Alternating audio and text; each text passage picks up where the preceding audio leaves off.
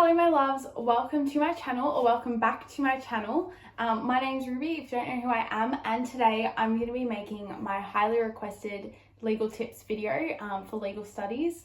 All of you have been asking for it, so I thought I'd deliver. As some background knowledge, I got 49 study score. I was rank 1. I feel like such a bitch saying that out loud, like it's just so cocky.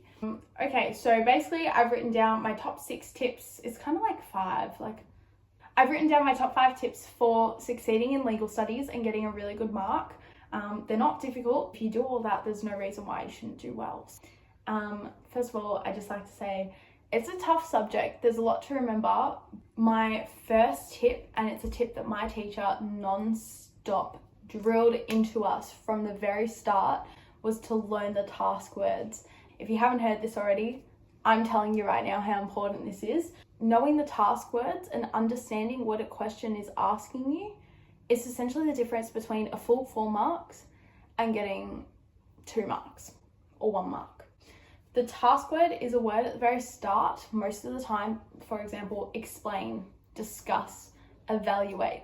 Knowing the differences between them all is so important, because that is telling you what the examiner or your teacher is asking for in your answer. For example, from memory, discuss was strengths and weaknesses. So if there's a discuss in there, you know what pieces of key knowledge you need to draw upon. If you don't address the task word, you're not going to get full marks because you're not addressing what your teacher or the examiner is asking you.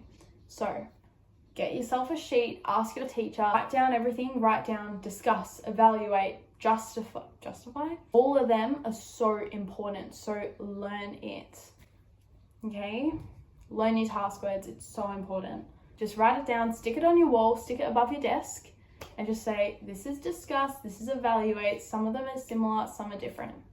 Just learn it. Some of them require you to give a conclusion or your opinion, stuff like that. So it's really important that you know all that to maximize the marks you get. On that kind of learning the question, I guess, also figure out your mark allocations. With that, practice makes perfect. Learn what a question is asking of you through the task words and through the allocated marks. Trust me, it will save you so much time.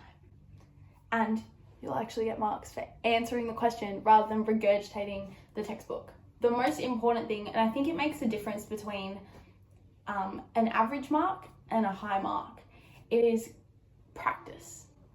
Perfect practice makes perfect. And getting feedback from your teacher. In my previous Year 12 video, if you haven't watched it, I'll put the card up here. I said that I prepared for SACs about a week and a half to 2 weeks in advance. This meant practice SACs. And when I say that my legal teacher, bless her soul, marked 10 practice SACs every single time, she marked about 10 every single time. Like, I non-stop was doing practice SACs, practice questions, giving it to her, getting feedback, red writing all over it. I think I cried the first time I saw all that red writing, and I was like, I'm shit, I suck. And you know what? It helped me, because what I did was I looked at the feedback and I said, okay, I didn't address this task word properly, which meant that I lost marks because I only discussed the advantages, not the advantages and disadvantages. And I looked at that and I said, let's redo this question. I recommend this so much. Take what you did wrong, redo the question and give it again. Get them to mark it again, see if you've done better, so then you know the difference between a strong answer and a weaker answer. Do it. It will save you time. It's more effective than just doing another question that, just randomly. Perfect what you've already done. Get feedback, because your teacher is your greatest asset and greatest tool. They are the ones that teach the study design. They know, they're the ones, some of them mark exams. They see the differences in responses, and they're the ones that give you the SACs. They write them. Do the work, give it to them, get the feedback, because they are going to tell you what you're doing right and wrong. And if your teacher sucks at giving you feedback, go to a different teacher. And if that's not an option, just hound them for feedback. Just be like, mate, I need some feedback. I want to do well. I went up to my teacher and I was like, miss, I've got extremely high standards. I am not accepting anything below an 80%. And I was saying that to seem humble. This bitch did not want anything below a 90. I said to her, I was like, I'm getting a 40 at the end of this year. I was like, and you're helping me do it. So just put in the effort, show your teacher that you want to do well, and they're going to put effort back into you. Use your teacher. A third tip is to link concepts that you learn in class to real life. And I know you're probably like, mate, I don't want to read the newspaper every day. I'm not telling you to. I'd die if I did that. Unit 4 of legal studies is based upon Parliament, the Constitution. One thing that I found was really, really great about coronavirus and COVID and lockdowns was that on the news, all there was things about Parliament and about the structure of Parliament. Like, that's not how it works, because that's what we learned in class. So often the underlying information that you see in the media will be able to be linked to what you're learning in class. A lot of the concepts that I found to be a bit difficult, for example, for some of you this is going to be completely foreign, you're never going to have heard of this until halfway through the year. Things like the hostile Senate, crossbenchers, blah, blah, blah, blah. That's all on the news, and you don't realize it until you're actually learning it, that what you are learning in class is everywhere. So I recommend 100% listen to the news occasionally, suss it out. You'll find that a lot of it links together, and it will make understanding concepts a bit easier, because you're going to say, hey, I know this because this happened in real life. And I find that if something is happening in real life, you're more likely to remember it and more likely to take it in. For example, if someone's like, oh, there's a civil defamation hearing, whatever, blah, blah, blah, blah, then you're like, oh my God, like they're doing pleadings. That's a civil pre-trial procedure. You know, and you're like, I learned that in class. So you're going to automatically remember that. Tip number 4 is in regards to stimulus material. You'll notice that previous exams in section B will have substantial amounts of reading material in there. And you're like, what? And then the question's based upon that. Sure, you can answer a question that says, is it appropriate for blah, blah, blah to have a sentencing hearing? You can say, this is a sentencing hearing. Yes, it is appropriate. That's only going to get you 1 out of 2 marks. If you said blah, blah, blah's case, a sentencing hearing is appropriate because he is blah, blah, blah, blah, blah, blah, blah, blah.